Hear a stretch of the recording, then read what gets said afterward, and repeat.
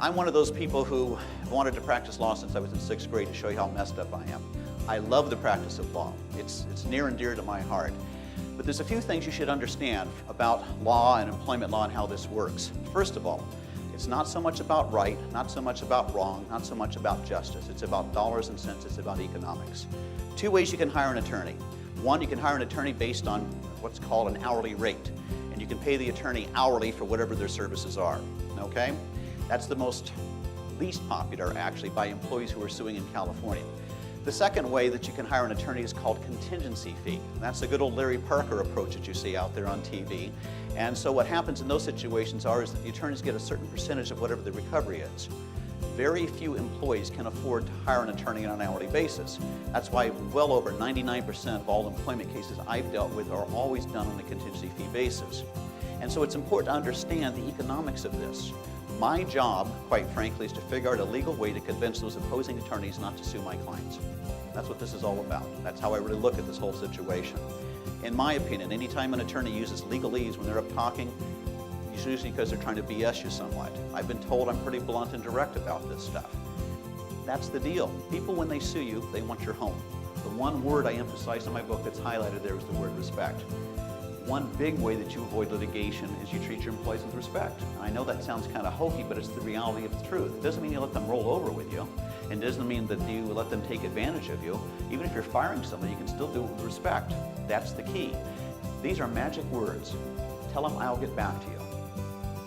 They buy you time. It works with my teenagers, works with everybody else. Nobody knows what it means, but it's great. Because that way you can go talk to a couple other people, get some ideas and some suggestions before you go back and commit yourself. Number 9 on your list on page 4 is called the Blue-Haired Lady Doctrine. I created this 25 years ago. And it works like this. I almost named my book after this. By the way, my book is called Handling Employment Law for Bosses and Supervisors, aka BS, Employment BS. That's why the bull's in the front, to try to add a little humor to this. The most common question I get from clients who show up at my office are, after they've been sued, Jeff, am I going to win or lose this? In California, typically 65 to 75% of all juror panel members are made up of retired people, i.e. blue-haired ladies, okay? They might have been 20 years of age when I was born.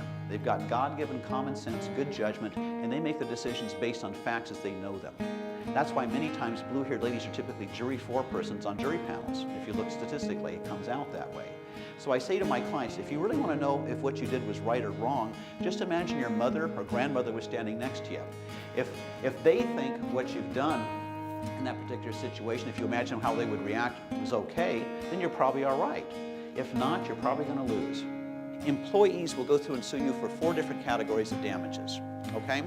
One category of damages they sue you for is loss of wages. Ladies and gentlemen of the jury, in this particular case, my client here has indicated that she worked for the company for 10 years. She was making $50,000 a year for this company. She's 30 years of age. In this case, it's her position that what happened here was she was repeatedly sexually harassed by her male supervisor, and because of that, she finally had the courage to go forward according to their policy and procedure and report this. And instead of the company firing her, what they did is they came up, they dummied up some explanation to get rid of her because this VP was making the company a lot of money. So they got rid of her for some inappropriate reason, trying to claim that was the real reason. If you believe that's what happened, ladies and gentlemen of the jury, then my client is entitled to 4 categories of damages. One category of damages, she's entitled to loss of wages. Second category, ladies and gentlemen of the jury, for my client's claims for damages, she's got damages for emotional distress. We've heard from her Harvard-educated psychologist that basically she suffered tremendous emotional distress. Third category, ladies and gentlemen, for this particular case is my client's entitled to recover damages which are called punitive damages. These are damages designed to punish the wrongdoer for intentional misconduct. There's a 4th category of damages. The 4th category of damages is called attorney's fees. During a trial, attorneys are not allowed to discuss this issue of attorney's fees. But if the employee wins on the lawsuit, that means if the employee wins on the lawsuit, the employer has to pay all of the employee's attorney's fees and costs. I asked them to bring in their personnel file. Let's see what you've got on this person. And half the time they'll come in with a personnel file that's this thick, which is 1 page. It's usually a handwritten evaluation that says 2 weeks before they fired the person what a great job the employee was doing. Then what will happen is the employee who will bring in the lawsuit will bring in a stack of documents during the lawsuit this thick, color-coded, alphabetized, listing in chronological order everything illegal the company's done for the last 3 years. Many of you have heard this, and this is true statistically. The biggest fights that most companies have where men and women are working together is the thermostat. All right? The ladies are freezing, the guys are burning up. Usually there's a piece of tape on the thermostat saying, if you touch this, I'll shoot you, kind of notes that are out there. And it's the realities.